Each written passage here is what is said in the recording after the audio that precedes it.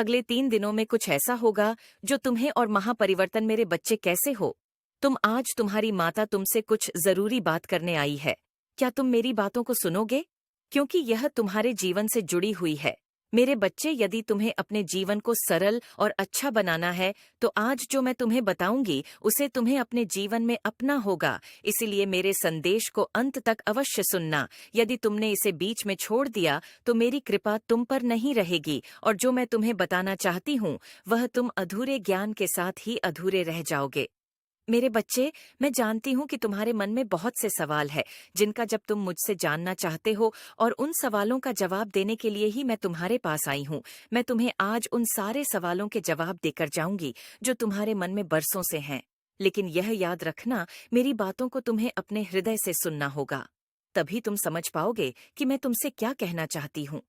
मेरी कृपा दृष्टि केवल उन भक्तों पर हमेशा रहती है जो मेरी बातों को सुनकर उन्हें अपने जीवन में अपना लेते हैं।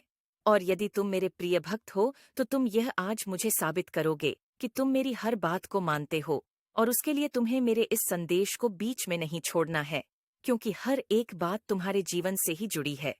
मेरे बच्चे, तुम्हारी नकारात्मक सोच के कारण और तुम्हारे जीवन में चल रहे दुखों के भंवर से निकालने के लिए ही मैं आई हूँ। मैं इस संसार का संचालक हूँ और मैं तुम्हारे भीतर चल रहे तूफान को भली प्रकार से जानती हूँ। इसलिए मेरे बच्चे, अब समय है तुम्हारे जीवन को सदा के लिए बदलने का, और अब मेरी बातों को तुम सुनना प्रारंभ करो। मैं तुम्हें आज बता रही हूँ।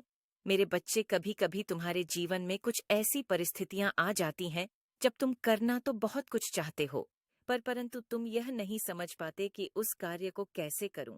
तुम्हें यह लगता है कि तुम्हारे अपने भी तुम्हारी पीड़ा को नहीं समझ पा रहे हैं। इसके चलते तुम उस कार्य को करने से डरते हो जिस कार्य को तुम करना चाहते हो। जब तुम उस कार्य को नहीं कर संगीत पाते, तब तुम्हें लगता है कि तुम हर तरफ से निराश हो चुके हो।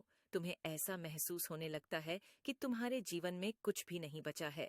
तुम्हारे पास केवल दुख और निराशा के अलावा शेष कुछ भी नहीं है, मेरे बच्चे। लेकिन तुमने कभी यह जानने की कोशिश की कि ऐसा क्या है कि तुम इतना डरते हो, तुम उस कार्य को नहीं कर पाते जिस कार्य को करना चाहते हो? इस प्रश्न का उत्तर क्या जानने की कोशिश की? लेकिन आज तुम्हें मैं यह बात बताती हूँ कि ऐसा क्यों होता है। मेरे बच्चे, तुम अंदर से खुद को कहीं ना कहीं कमजोर समझते हो, जिसके चलते तुम यह सोचते हो कि मैं इस कार्य को नहीं कर सकता, और तुम उस कार्य को करने से पीछे हटते हो। इसकी वजह से डर मन में बैठा हुआ जो तुम्हें उस कार्य को करने से रोकता है जो कार्य तुम्हारे लिए आवश्यक है, और जिसे करने से तुम्हारा जीवन की समस्या और भी ज्यादा हावी हो जाती है। जब मनुष्य स्वयं को कमजोर समझने लगता है, इसलिए तुम्हें खुद पर विश्वास होना चाहिए। यदि तुम्हारा खुद पर ही विश्वास नहीं है तो तुम कुछ भी नहीं कर सकते।